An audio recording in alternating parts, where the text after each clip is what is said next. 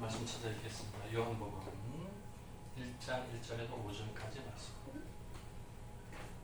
서로 읽고 다 같이 따라서 한 번 더 읽어보겠습니다. 1절 태초에 말씀이 계시니라. 이 말씀이 하나님과 함께 계셨으니 이 말씀은 곧 하나님이시니라.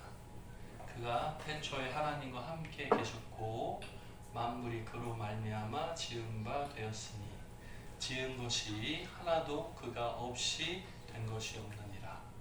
그 안에 생명이 있었으니 이 생명은 사람들의 빛이라. 빛이 어둠에 빛이 돼 어둠이 깨닫지 못하더라. 아멘. 서로 다 같이 보겠습니다. 1절부터요. 시작. 태초에 말씀이 계시니라. 이 말씀이 하나님과 함께 계셨으니 이 말씀은 곧 하나님이시니라. 그가 태초에 하나님과 함께 계셨고 만물이 그로 말미암아 지은 바 되었으니 지은 것이 어떻게 하면 좋아요? 하나도 모든 것이 그가 함께 됐다? 반대로 하면 하나도 그가 없이 만든 것이 없느니라. 아유 어렵다. 4절 그 안에 생명이 있었으니 이 생명은 사람들의 빛이라. 빛이 어두움에 빛이 돼 어두움이 깨닫지 못하더라. 네, 여기까지부터 인사하겠습니다. 잘 오셨습니다. 반갑습니다.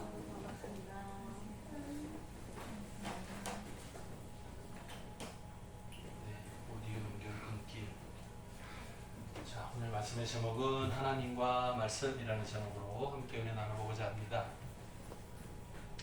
조금 어려울 수 있어요. 눈을 크게 뜨시고 집중해서 쉽게 설명을 해볼 테니까 잘 따라오십시오. 하나님 말씀 제목은 쉬워요, 그죠? 어려운 단어 없고 다 아는 단어도 하나님과 말씀. 우리가 일반적으로 신앙생활 할 때 말씀 중심이라는 말 표현을 많이 합니다. 무슨 뜻인가요? 말씀 중심의 신앙생활을 해라. 무슨 뜻이죠? 말씀을 늘 기억하고 말씀을 따르고 말씀대로 순종하며 살아봅시다 하는 거겠죠, 그죠? 근데 거기서 말하는 이 말씀과 오늘 본문 내용에 나오는 말씀은 같은 뜻일까요? 이게 좀 어려운 것 같아요. 설명이 가능할지 모르겠어요. 자, 한번 봅시다. 요한복음하고 공관복음, 눈으로 보는 관점이 비슷한 복음서. 복음서는 원래 다 해서 4가지죠. 근데 4번째가 요한복음이에요. 요한복음과 공관복음. 네, 봤어요? 4복음인데 4복음 중에 요한복음은 4번째예요. 요한복음과 공관복음. 그래서 마태, 마가, 누가 복음 3가지는 보는 관점이 비슷해요. 네. 비슷하게 내용이 겹치는 부분들도 꽤 많아요. 공관복음. 벌써 졸리네. 큰일 났네.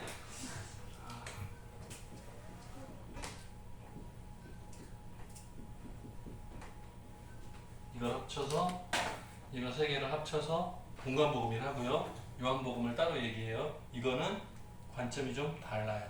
그리고 비슷한 부분도 네! 눈을 크게 뜨고 보라니까요. 오늘 중요하다니까요. 오늘 첫 번째 날이니까 중요해요. 자, 요한복음하고 공관복음하고 비슷한 게 많이 없어요. 이거 3개는 비슷한 게 많아. 공관, 보는 관점이 비슷해요. 그래서 이거는 사건의 내용들도 비슷한 게 많아요. 그런데 요한복음은 좀 달라요. 그 이유가 뭘까? 시기상으로 조금 늦게 기록이 됐어요. 아마 사랑의 사도 요한이 이 복음서는 이미 기록된 것을 보고 이거 말고 그 외에도 많은 사건들이 있었는데 예수님 행하신 일이 많았는데 그것을 나는 기록해야 되겠다 생각한 것 같고 그것을 성령께서 도우신 것 같아요. 그래서 이 3개가 나오고 나서 뒤늦게 기록했기 때문에 비슷한 내용을 기록하지 않고 별도로 그 외의 사건들을 기록한 것 같아요. 네, 여기까지 다 됐네. 자, 그래서 책마다 항상 서문이라고 그러죠. 보통 책을 보면 처음에 나오죠. 머릿말 뭐 이런 식으로 표현되어 있고 들어가면 뭐 이런 식으로도 표현되어 있고 내용 중에서 첫 부분이 굉장히 중요한데 왜냐하면 이 책의 방향이 어떠할 것인지를 설명하기 때문이에요. 항상. 자, 성경은 66권인데 제일 중요한 거는 물론 우리가 복음이라고 말할 수 있지만 창세기 말씀은 읽으면 하나님께서 왜 이 천지 만물을 창조하셨는지를 방향을 결정하고 말씀하시잖아요. 마찬가지로 요한복음을 기록할 때 왜 이 복음서를 기록했을까가 설명이 나오니까 1장을 잘 보시면 좋을 것 같습니다. 오늘 말씀을 그대로 옮겨놨어요. 1장 1절이에요. 요한복음 1장 1절은 창세기 1장 1절과 비슷해요. 우리 창세기 1장 1절은 뭐였죠? 태초에 하나님이 천지를 창조하셨다 이렇게 나오죠. 근데 여기 뭐라고 하면 태초라는 단어가 똑같어요. 태초에 말씀이 계셨다. 그러면 창세기하고 요한복음하고는 뭘 동시에 말하고 있어요? 태초를 말하고 있어요. 태초에. 처음에 세상을 창조할 때를 표현하는 것은 성경이 두 개뿐인데 하나는 창세기고 하나는 요한복음인 거예요. 그래서 태초에 말씀이 계시니라. 우리가 말씀이 계셨다라고 표현하면 이거는 인격이에요? 여러분 어때요? 말했다가 아니라 말씀이 계셨다라는 표현을 쓰잖아요. 그러면 이 말씀은 누구라는 뜻이에요? 무엇이 아니고. 네? 이해가 되세요? 이 말씀이라는 이름은 무엇이 아니고 누구라고요. 그래서 태초에 누가 계셨다라는 거잖아요. 그래서 이 말씀은 누군가의 이름이라고요. 말씀 무엇이 아니고 누구라는 말이라고요. 되세요? 예. 청인들은 이해가 좀 더 쉬울 것 같긴 한데 다 보세요. 이제 설명이 계속 들어가요. 이 말씀이 하나님과 함께 계셨대요. 하나님과 함께 계셨대요. 이제 여기서 설명이 나오지만 함께라고 할 때는 똑같은 존재가 합쳐진 거는 함께라고 쓰지 않아요. 네? 서로 다른 것이 같이 있을 때 함께라는 단어를 사용해요. 그죠? 함께라는 단어를 쓴다는 말은 똑같은 게 아니고 다른 존재라는 의미라는 거예요. 그래서 이 말씀, 누군지 모르지만 이 말씀이 하나님과 함께 계시다. 그럼 하나님 아니고 그 밖에 다른 누구라는 거죠. 하나님과 말씀은 같지 않아요. 다르다는 거예요. 함께 계셨어요. 이 말씀은 곧 하나님이시래요. 와, 자, 이 말씀은 누구냐면 곧 하나님이시래요. 자, 뭐라고요? 하나님과 말씀은 달라요. 그런데 영광이나 본성이나 성품이 같아요. 다르긴 하지만 같아요. 그래서 어려워요. 하나님과 말씀은 달라요. 분명 달라요. 그런데 같아요.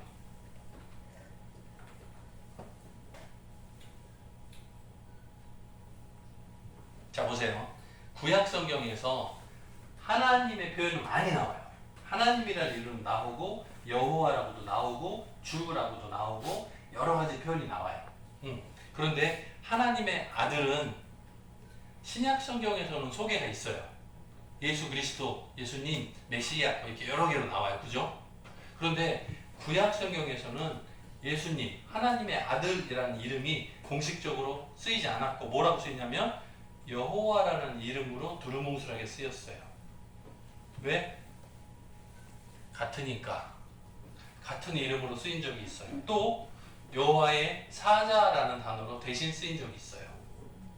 이것이 내용에서 100%는 아니지만 구약 성경에 나온 내용상으로 볼 때 이거는 하나님이 누군가를 보내서 일하게 하신 거니까 이거는 예수님일 것 같다. 하나님의 아들일 것 같다라는 생각을 하게 해요.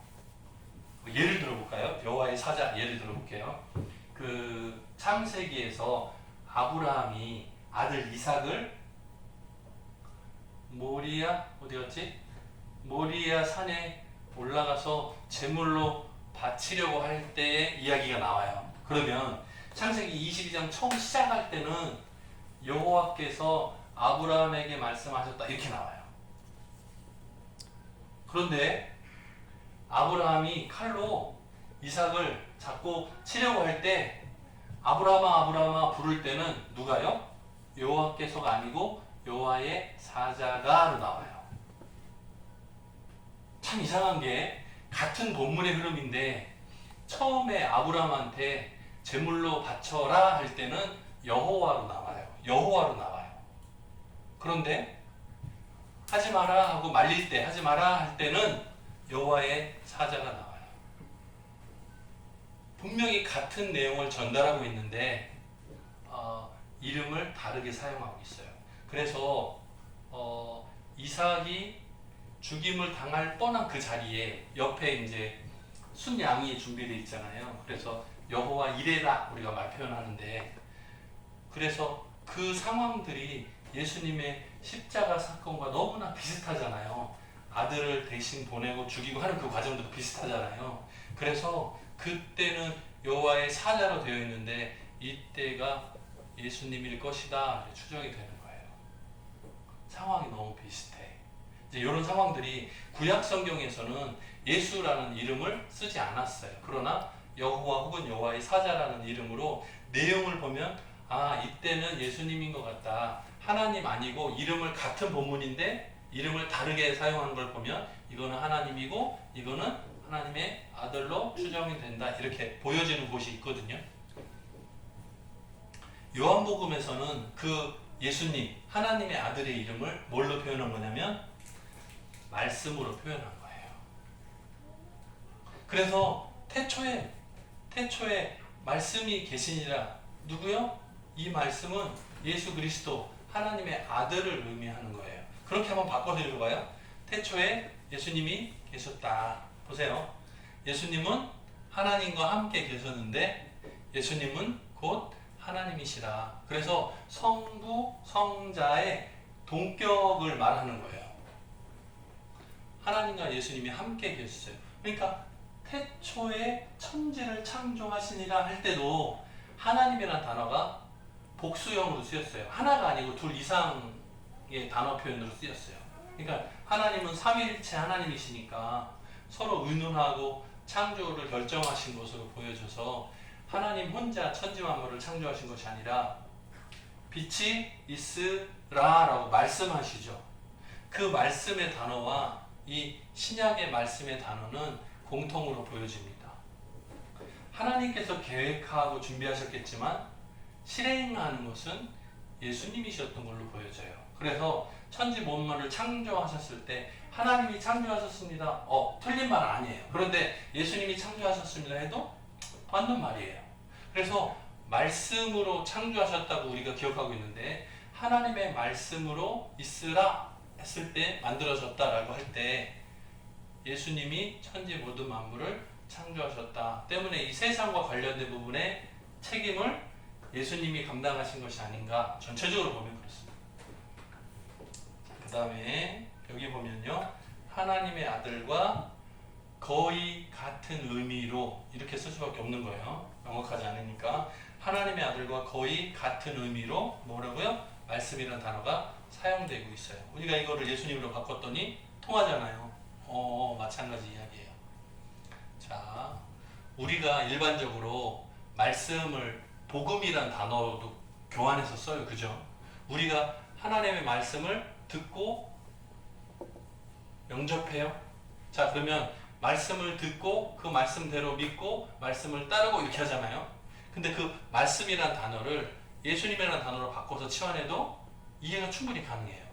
예수님에 대해서 듣고 예수님을 영접하고 예수님을 믿고 예수님을 따르는 거예요. 말씀대로 따르는 거예요. 그래서 이 말씀이란 단어가 예수님이란 단어와 치환이 돼도 똑같은 내용이에요. 여기서 마찬가지로 하나님의 아들과 똑같은 단어로 쓰이고 있다는 거예요. 그래서 내 안에 예수님을 영접하면 하나님의 말씀을 영접하면 그 말씀의 힘과 능력이 내게 동일하게 나타날 수 있다는 거예요. 이거는 내 거가 아니고 하나님의 말씀의 능력이 내게 임한 것으로 보여집니다. 우리가 그냥 눈으로만 읽는 글자가 아니고 말씀의 능력이 내게 임하는 거예요. 그래서 영접하는 자에게 하나님의 자녀가 되는 권세를 주셨다는 표현을 쓰는 이유가 그거예요. 예수님을 우리가 영접한다 그러면 예수님 한 분인데 각자 다 이상하다 뭐라고요? 말씀으로 인식하고 말씀으로 받아들이는 거예요. 말씀이 선포되면 각각의 귀에 들리고 보잖아요. 그 보고 들은 말씀들이 내 마음 가운데 영접이 되는 거예요. 그리고 말씀의 능력이 나타나는 거예요. 동일하게 구약의 말씀이나 신약의 말씀이나 하나님의 아들로서의 권세와 능력이 우리의 삶 가운데 나타난다는 거예요. 자 보세요. 세상의 모든 존재는 지음 받은 피, 조, 물. 피는 받다. 우리 고소하잖아요. 재판에 고소하면 피고라고 쓰죠. 피고라고 쓰죠. 왜냐하면 고소를 당하다라는 뜻이에요. 고소를 당하다. 그래서 이 피자는 받다는 뜻이에요. 고소를 당하다의 뜻이에요. 자 여기 보면 창조할 때 조예요. 창조할 때 조예요. 지음을 받다는 뜻이에요. 지음을 받다. 지음 받은 물질 물건이에요. 그래서 세상의 모든 창조한 거를 피조물 내가 스스로 존재하는 게 아니고 하나님께서 만들어 주셨다가 되니까 피조물이라고 표현해요. 세상의 모든 존재, 사람, 동물, 식물 다 무엇이든지 다 피조물이라고 사용해요. 그러면 하나님은 창조주라고 설명해요. 그러면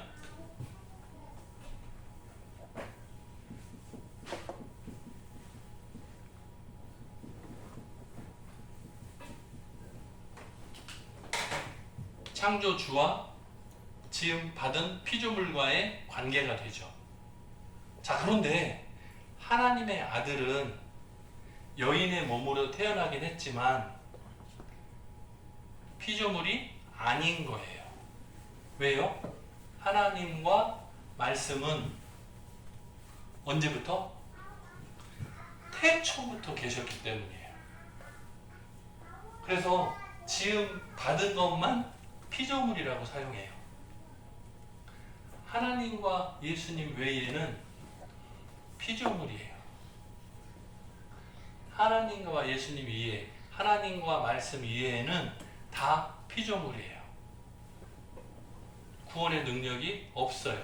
왜? 지음 받았기 때문에. 구원의 능력을 가진 것은 하나님과 예수님, 하나님과 말씀 뿐이에요. 그 외에는 없어요. 그 외에 있다고 주장하면 가짜예요. 거짓말이에요.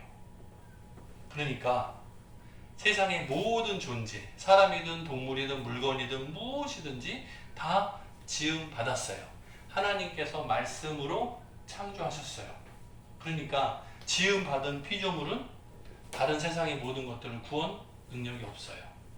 그러나 예수님은 지음 받은 게 아니고 창조주 하나님과 같으시니까 가능하죠. 요거 말씀만 한 번 더 확인할까요? 요한복음 1장 2절 3절 한 번 더 확인할게요. 이게 지금 1절만 보신 건데 2절 3절 확인하고 마무리하겠습니다. 자 2절 보세요.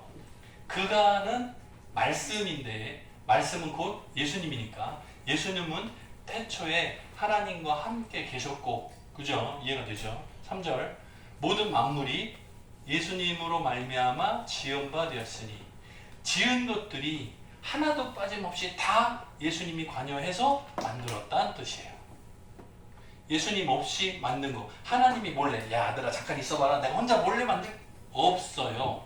예수님과 관여돼서 다 모든 것이 관여돼서 만든 거예요. 그러니까 하나님과 예수님 하나님과 말씀은 따로가 아니고 연합이 되어져서 떼지 못해요.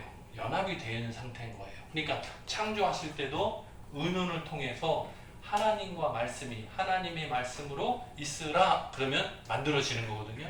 그래서 하나님과 말씀은 따로가 아니고 하나인 거예요. 하나인 거예요. 그러니까 지은 것이 그 어느 것도 빠짐없이 예수님과 함께, 말씀과 함께 만드셨다 하는 뜻이 되는 거예요. 그리고 4절 보면 그 안에, 어디요? 예수님 안에 생명이 있었으니 이 생명은 사람들의 빛이라 그랬어요. 사람들에게 빛으로 나타났다는 거예요.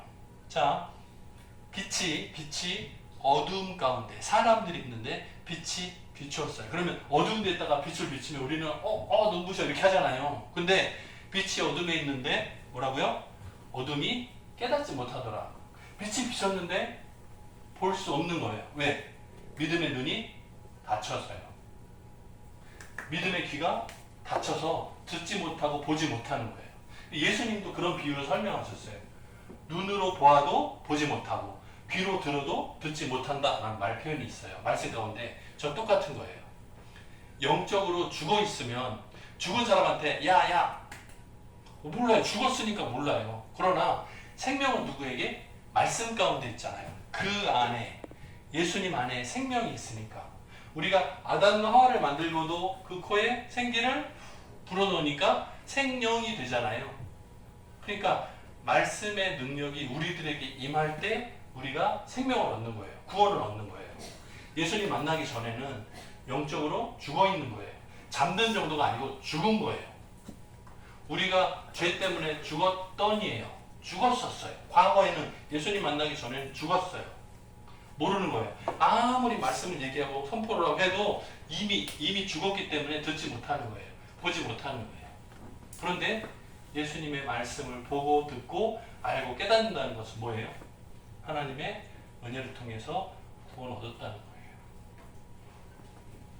하나님과 말씀의 사역이 지금까지 우리들에게 전해지고 있는 거예요. 이번 한 주간 동안에도 저 여러분이 하나님의 은혜로, 말씀의 은혜로 구원 얻은 하나님의 백성으로서 하나님께 기쁨을 드리는 귀한 자리에 꼭 함께 동행하기를 주님의 이름으로 축복합니다. 기도하겠습니다. 사랑이 많으신 하나님 아버지 감사합니다. 요한복음을 시작하면서 하나님과 말씀에 대해서 깊이 묵상해 봅니다. 조금 어렵습니다. 하지만 말씀이 곧 예수 그리스도이신 것을 다시 한번 눈을 떠서 보게 하시고 그 말씀의 능력이 우리들을 존재케 함을 다시 한번 깨닫게 도와주옵소서. 감사드렸고 예수님의 이름으로 기도드립니다. 아멘.